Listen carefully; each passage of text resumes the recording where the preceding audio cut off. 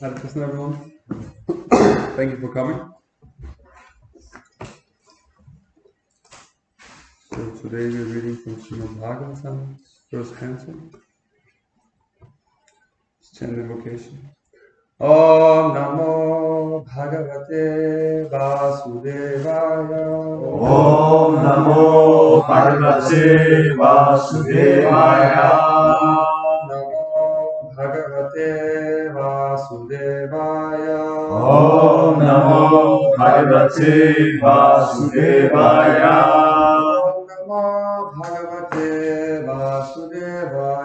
Om Namo Bhagavate Vasudevaya. Today we're reading from Srimad Bhagavatam, first canto, chapter 17. Text number 8.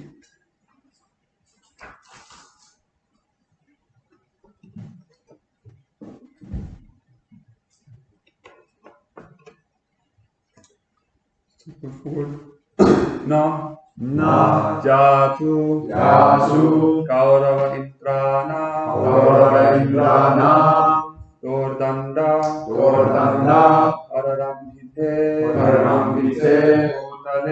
Utale Anupatanti Asmin Vina Te Pranina Shujaha Jatu Kaura Bindrana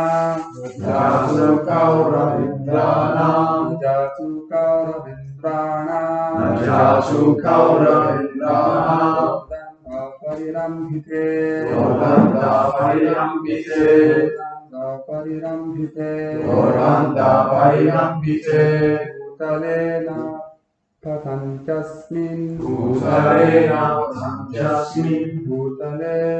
Nupatanchasmin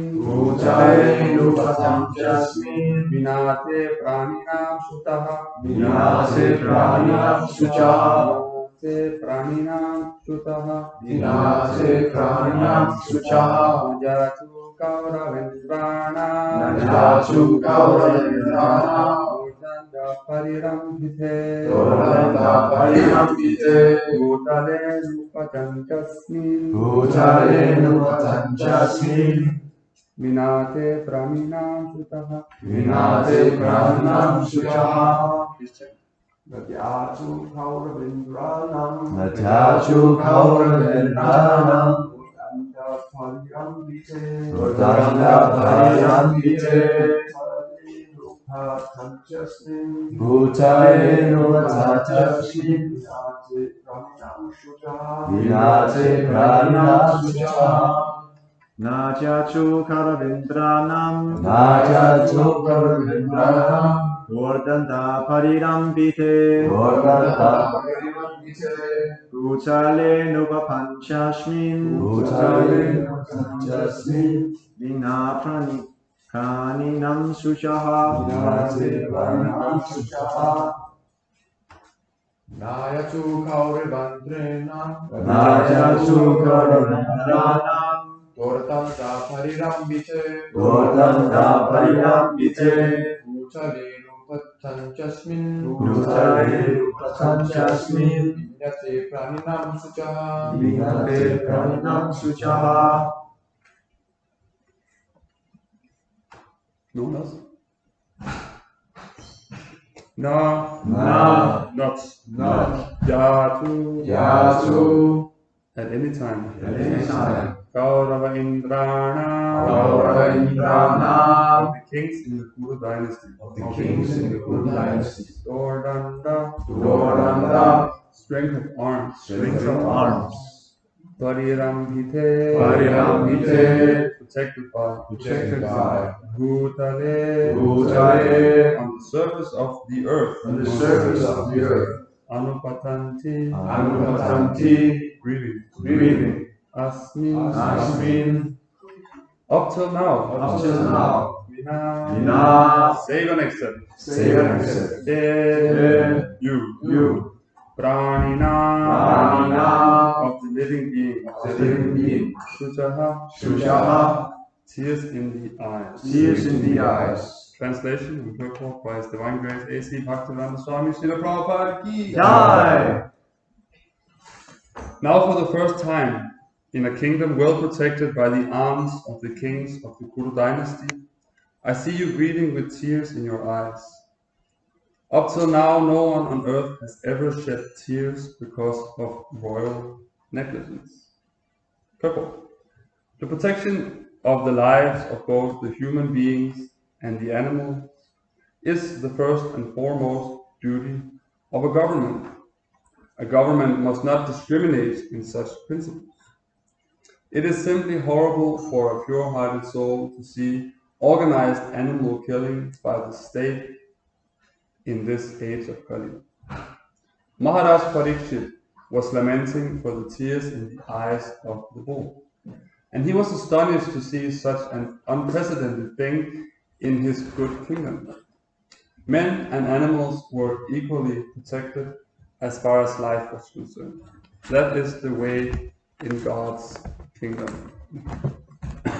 Najatu kauravendranam dordanda parirambhite bhutale nupatanchasmin vinate praninam sutaha. Now for the first time in a kingdom well protected by the arms of the kings of the Kuru dynasty, I see you grieving with tears in your eyes. Up till now, no one on earth has ever shed tears because of royal negligence.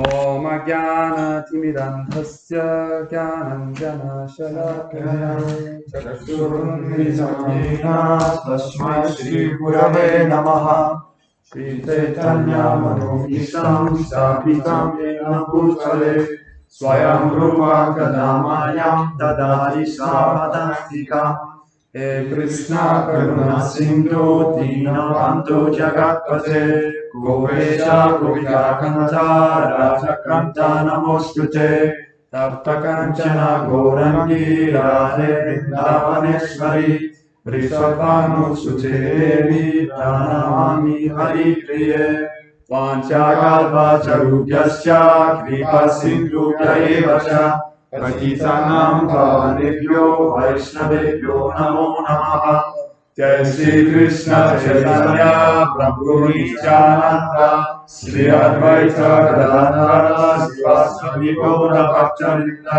Hare Krishna Krishna Krishna Hare Hare Hare Rama Rama Rama Hare Hare Hare Krishna Krishna Krishna Hare Hare Hare Rama Rama Rama Hare Hare Namo Vishnu Paraya Krishna Krishna Krishna Vishnu Bhaktivedanta Swami Sinani Namaste Saraswati Devi Gaura Bhakti Nirvishesha Paschatya.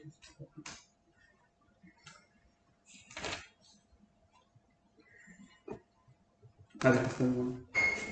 First of all, I would like to ask for your blessings. I may be able to speak something of value. Haribol! Thank you to Melvin for coming. Actually, yesterday evening, Janardhan was giving lecture, and sorry, but Melvin was so absorbed. I was thinking, oh, if Melvin could just come to my lecture, everything would go very well. So, thank you for coming. So today's verse is about how Mahārāja Parīkṣit is very much affected by seeing Dharma, or the Dharma personified, having tears in his eyes.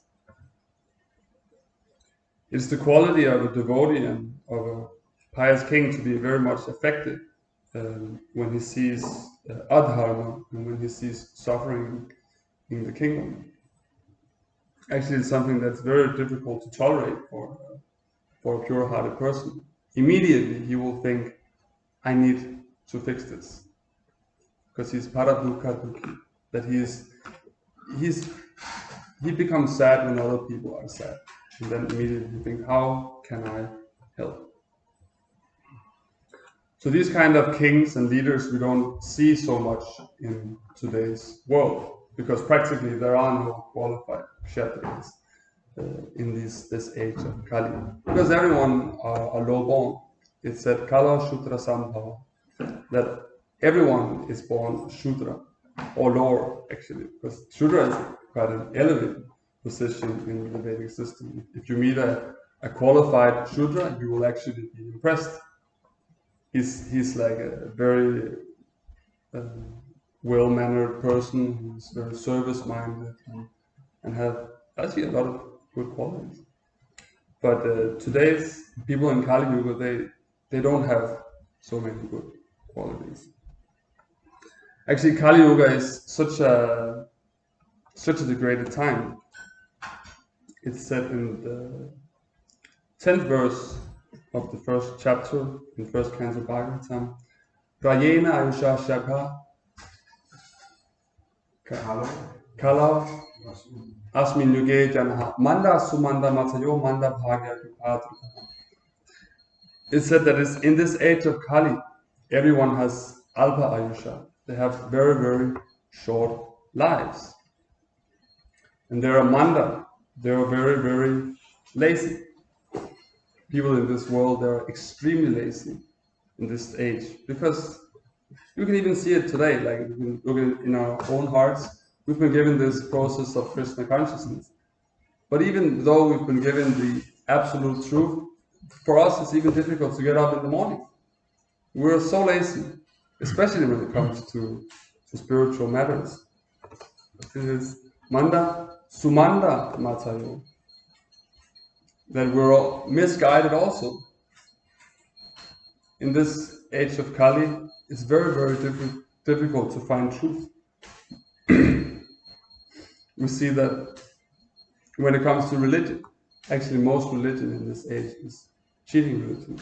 If you look up spirituality on YouTube, what do you find? You find some Indian guru with a big beard and sunglasses and speaking all the words you want to hear, but there's no truth. It's actually just complete cheating. So we're very misguided, we're very unlucky in this Sumanda Matyo. Manda Bhagya, we're also very unfortunate. Very unfortunate.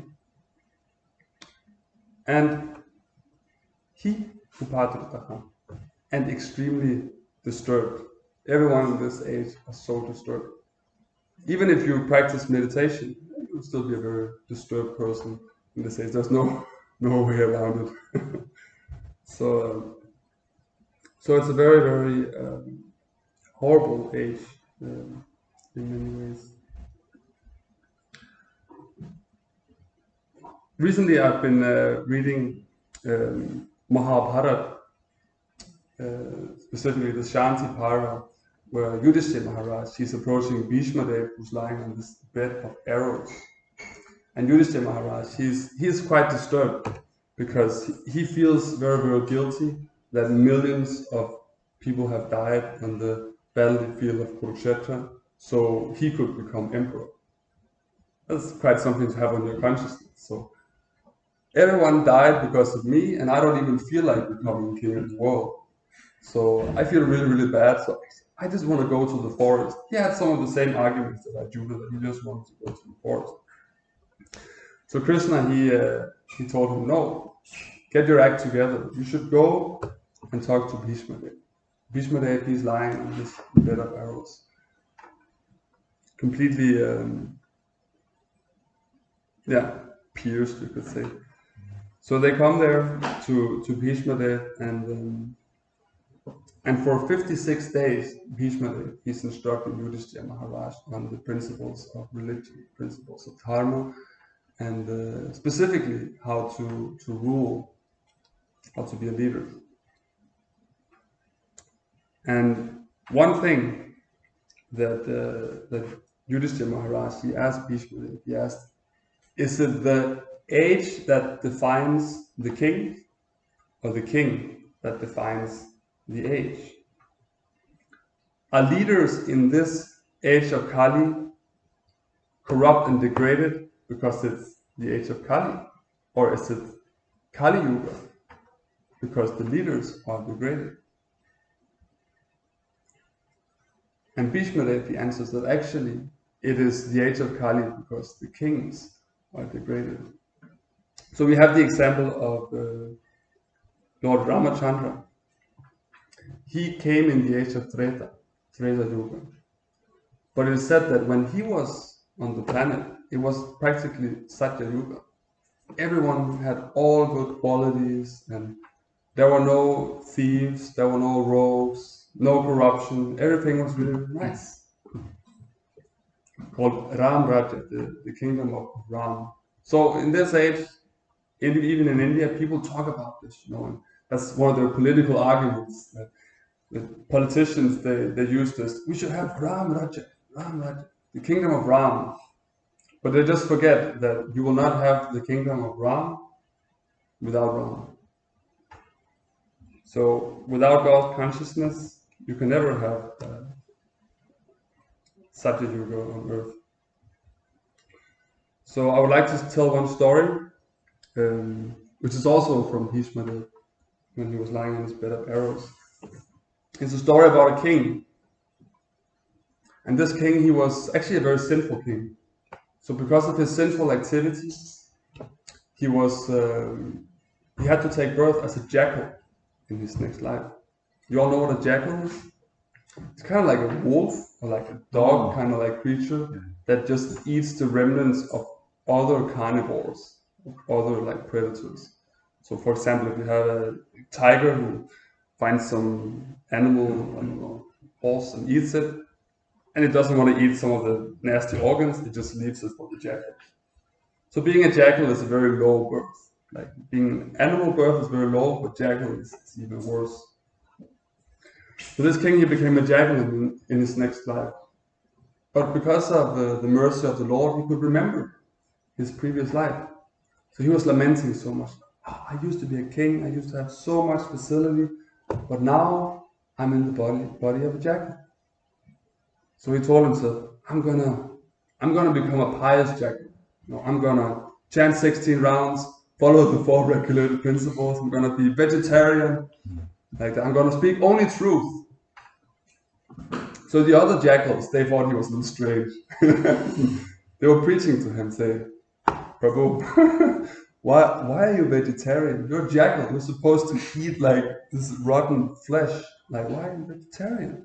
It's kind of, what about protein? How do you get your protein? How do you get your vitamin B12? No, you cannot do that. So it's like, actually, I want to improve myself. Like, I'm so fallen now in this life, but that doesn't mean that I cannot take up a pious life. Just because you were born in taking a very low birth doesn't mean that you can take up Krishna consciousness and pious life. And when he preached this to his fellow jackals, one tiger came, and he was very impressed by this jackal. He said, "Oh, my dear learned jackal, like you are preaching so much wisdom. Like, please, is it possible that you can become my minister?" So this tiger, he was like the king of tigers, you know. So he wanted a minister, and it's very natural for like kshatriyas or kings to have. They want to have like pious ministers who they can trust. And usually, people who are pious, they are more trustworthy. Not just usually. Yeah. So the jackal, he was like, I don't know, you know, I don't want to be involved with all this politics, you know, and I know how it works in these palaces and stuff, especially tiger palaces, so much intrigue and like that. So I would rather not. Then the tiger king, he pleaded, please, my dear jackal, please be my minister. And says, okay, on a few conditions. I don't want to have anything to do with your other ministers. I just want to, when you consult me alone, because I don't want all this like drama. And the king, he said, Tatastu, let it be so. So the tiger king, he was very pleased with having this jackal as his minister, because now the kingdom suddenly worked a lot better, and he was happy, and he had someone to reveal his mind to, and like take advice from, and everything worked very nicely. But one problem was that all the other jackals became very envious. It's like, why is this jackal getting so much attention from the king? It's very natural to become envious of people who are better than you, especially people who are more pious. Because in one sense, we all want to be a little pious, you know, but it's difficult to give up sinful life. It's difficult to transcend our nature. So if you're a jackal and you're used to eating rotten flesh, and your jackal friend is like conquering that habit, it's like, it can be a little annoying, you know. So they became very envious. So all the other jackals, they got together and they said, let's make a coup. Let's try to destroy this pious jackal. So they made a plan. Okay, so every day the tiger king, he's eating his meat, and he has like a big meat feast. So what if we steal this meat and put it in the house of the pious jackal? Yes, we're going to do that. So they did that. One day they took the meat from the king and put it in the house of the jackal. And when finally the tiger king was supposed to take his meal, it was gone. He became angry. He's like, who took my meat? I'm very hungry. You know, tigers, they don't eat that often. So when finally they eat, they're like, give me some food. So he ordered everyone in the kingdom to find his meat, find the perpetrator, find the one who took the meat. So they searched the whole kingdom, and they went to the house of the jackal, and behold, they found the meat there. So the king, he became so angry. He was like, you're my pious minister. You are always speaking truth. But actually it's just an act. Like, you're a meat eater like everyone else, and you are lying. Like, I order you to die. You know, he's like, he said, now you will have to die. And actually, Jackal, he was very like shocked. Like, oh, really? You want to kill me? Like, come on, ask your minister.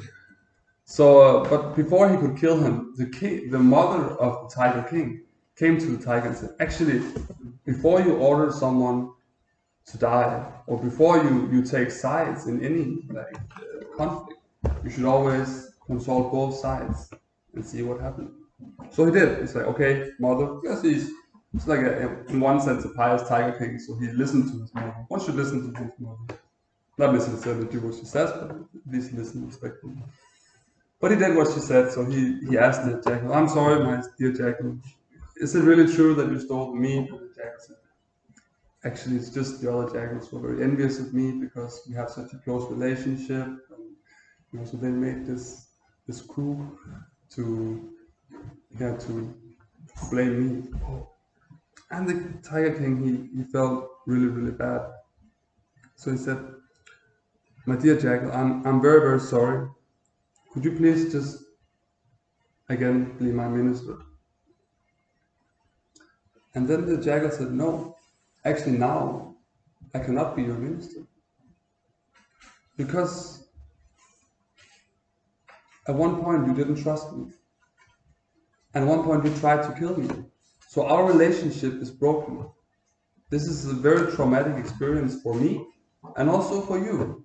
Because at one point you were so convinced that I cheated you, that even though you know I didn't, this trauma has made an imprint in your mind. So you will never be able to trust me again. And I will also be fearful of you because you tried to kill me. And you cannot trust a fearful servant. If a servant is anxious of you, people can manipulate him. So better we just end our relationship right now. So there are many points in this story. And one of them is that trust is a very sensitive thing in relationships, especially amongst devotees. Trust is actually you can say the pillar of all relationships. If there's no trust, there is no close relationship.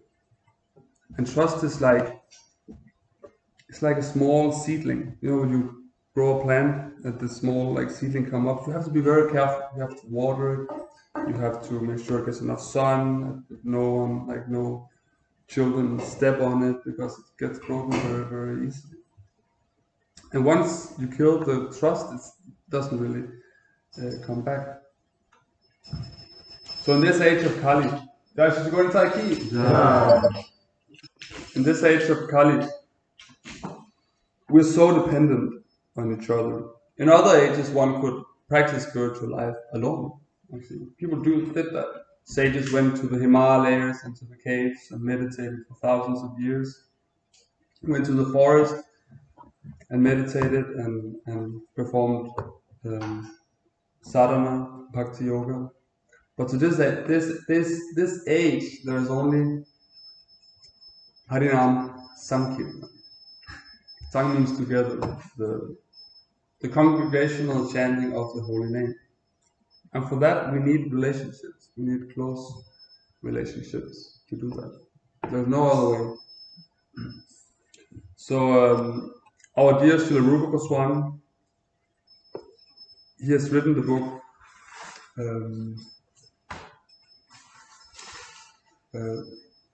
Upadeshamrita, the instructions. Rupa Goswami, right? Yes. Written the book Upadeshamrita, where he basically summarizes our whole philosophy in 11 verses. And in 6 of these verses, he mentions sadhu sangha in some form or other. He mentions that you should accept devotee association. He mentions that you should reject non-devotee association. He gives a whole verse just describing how to actually have a good relationship. He says, Tadati pratikrishnati guhyam akyati prichyati bhunte bhojayate chaiva shatvidham priti lakshanam. He says, Tadati pratikrishnati. Tadati means to give. That you should give something to your fellow devotee friends. Give a present. It's always nice to give a present. Pratikrishnati, and you should receive also. That's actually very important. Sometimes we get to this kind of artificial proud mood that we to give, but we don't want to receive. Someone says, Prabhu, I have a present for you, please accept. And like, no, I can't accept this. But actually, we should accept. We should accept. Relationships are like reciprocal. We should accept gifts and honors. Guhyam ākyati prititi.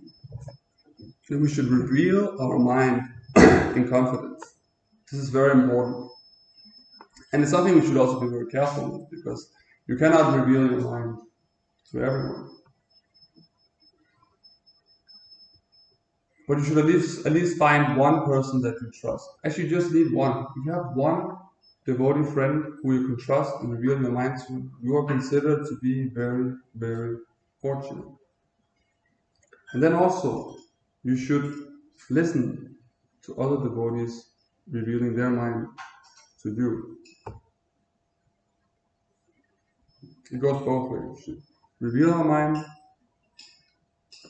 and listen to other people revealing their mind. And then don't tell the secrets to anyone. Very important, actually, as well. If someone reveals your mind to you, don't say, hey, you know, probably he told me this. So don't do that. And then bhongte bhojayate chaiva. We should accept prasadam and give prasadam. And these principles, they're very important in devotee life, but actually they're just universal. In any relationship in this world, you give presents, you receive presents, you reveal your mind, you listen to other people reveal their mind to you, and you cook some nice food for them, and you accept nice food. So, like, you know, especially this one with food, it's actually a tricky one. Like, for example, if you go to your mother's home and she cooks a nice feast for you, and you say, no, I'm not going to eat your food. So, who do you think you are? You can't do that. So all these are very, very important. So in this age of Kali, having close relationships can actually be very, very difficult, because Kali means war. You know, this is the age of war, age of hypocrisy, where people, they fight over very, very small things. You know, people can fight just because someone took the Mangalarati sweets. Oh, you're taking the Mangalarati sweets every day? I also want the Mangalarati sweets. It's just small things we can fall over. We should really know and think about that this age of Kali is an ocean of fault. Kali dosa nidhera. It is an ocean of fault. We should not expect things to be perfect. Because if you want to find faults in this age, it's very, very easy. Very, very easy. Wherever you go, you will see faults. You will see, oh, who are these devotees? Look, the temple floor is not even clean. You know, so many faults to find.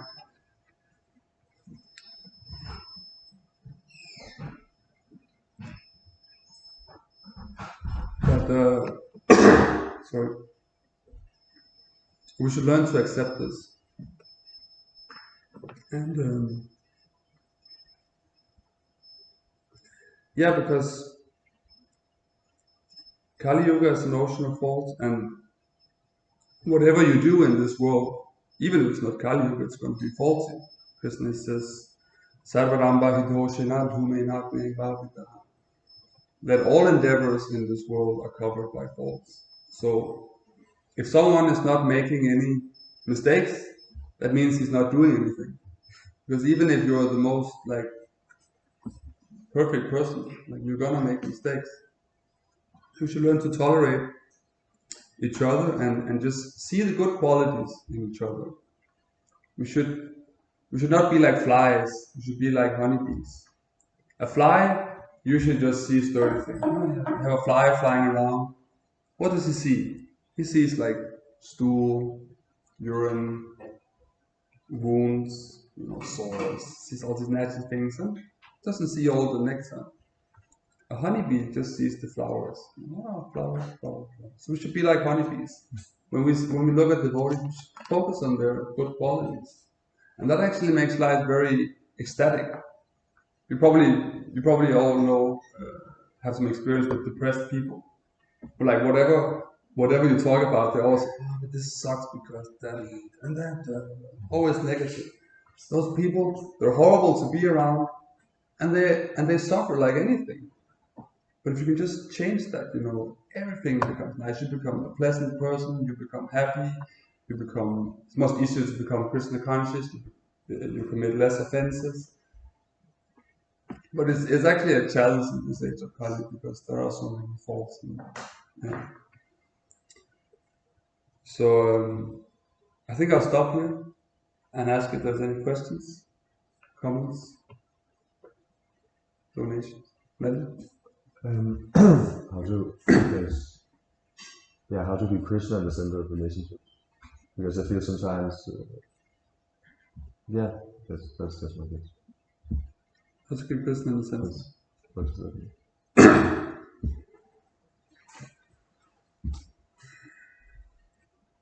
Well, first of all, it's about like vision in one sense. You see yourself as a servant of Krishna, and you see everyone else as a servant of Krishna. Mm. And if you talk and you make sure that you have common goals. Mm-hmm. Actually, preaching, I would say. If you preach, you will keep Krishna in the center.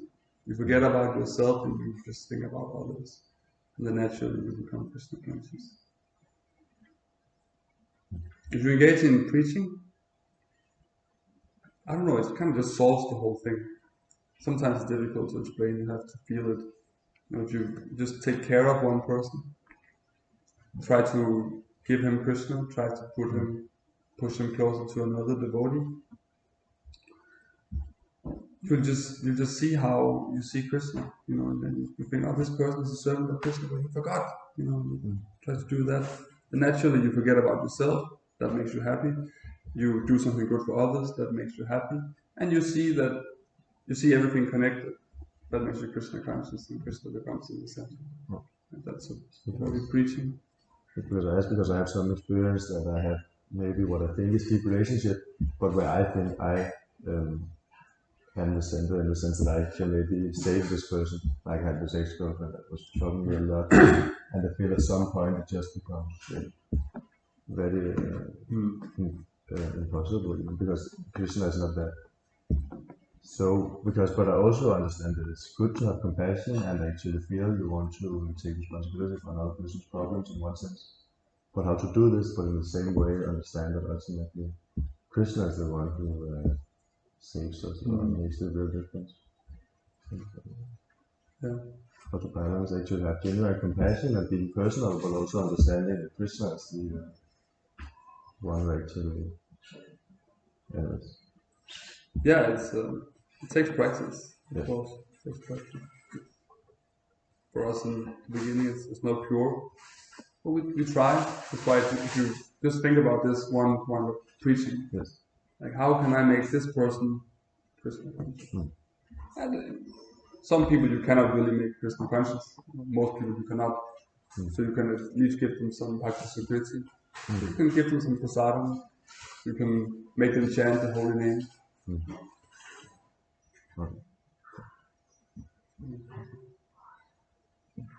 that okay? Yes. Was just, if no one knows, I was just thinking that in terms of giving, I had a nice experience yesterday. I just asked Andre if he wanted to do Harinam going back to vendors, and he said, oh yes, thank you for this opportunity. Is this also considered a present? Like giving and receiving seva? In what sense? Yeah. Ultimately, it's all about consciousness. I find it hard too. If you were thinking, oh, I want to give this person this opportunity, yeah, that's a gift. And if he accepts it as a gift, then it's a loving exchange.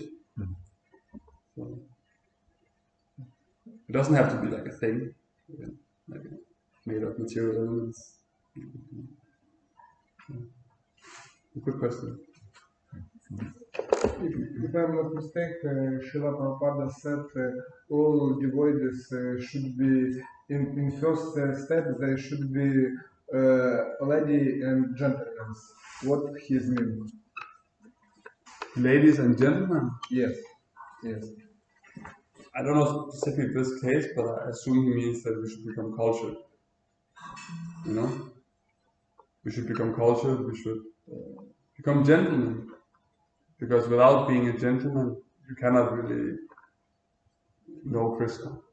You should become pure. You know, you should become mannered. You should follow etiquette. If you do that, then everything just works nicely. There's no devotee society without ladies and gentlemen and etiquette. It will just be a mess, and we will just fall back into old habits.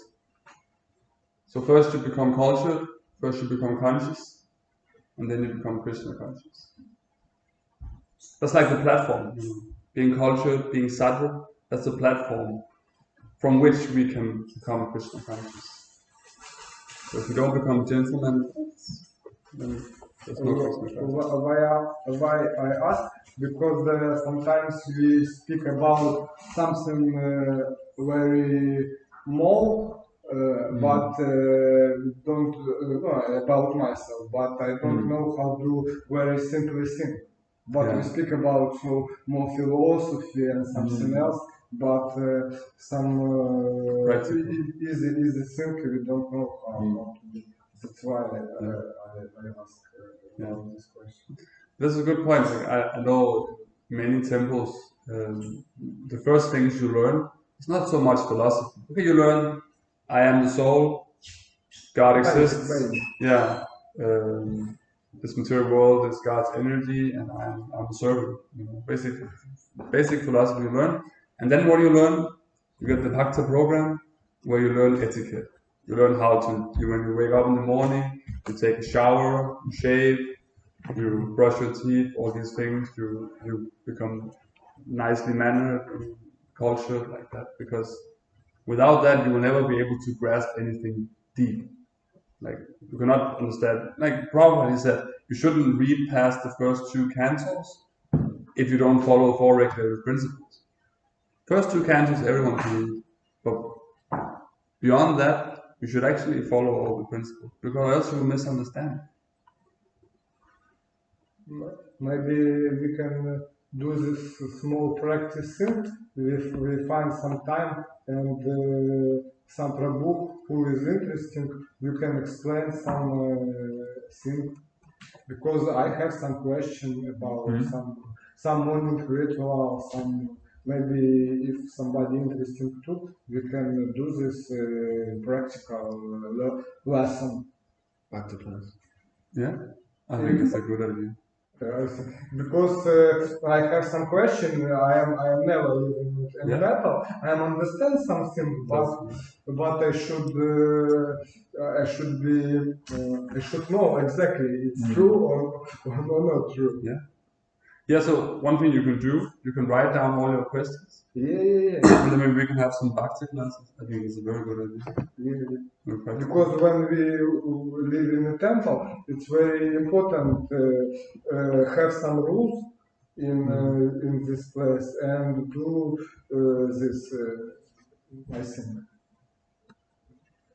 Good suggestion. Thank you. You had a question?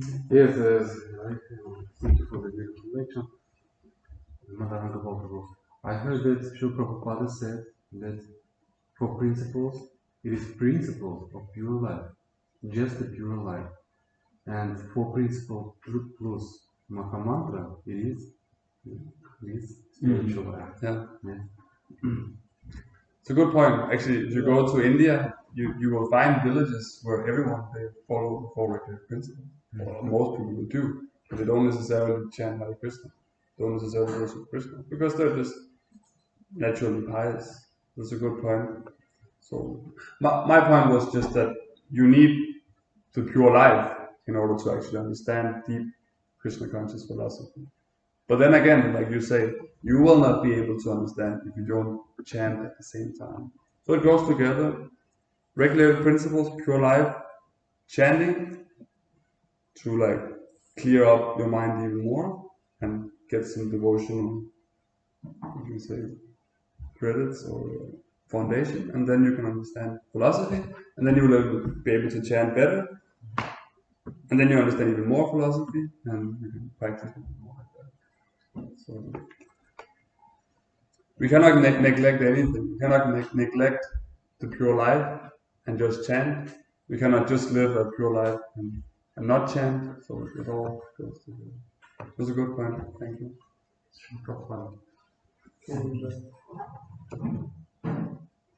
Okay, I think time is up. Thank you all for coming, listening. Shantara Srimad Bhagavatam ki, Prabhupada ki.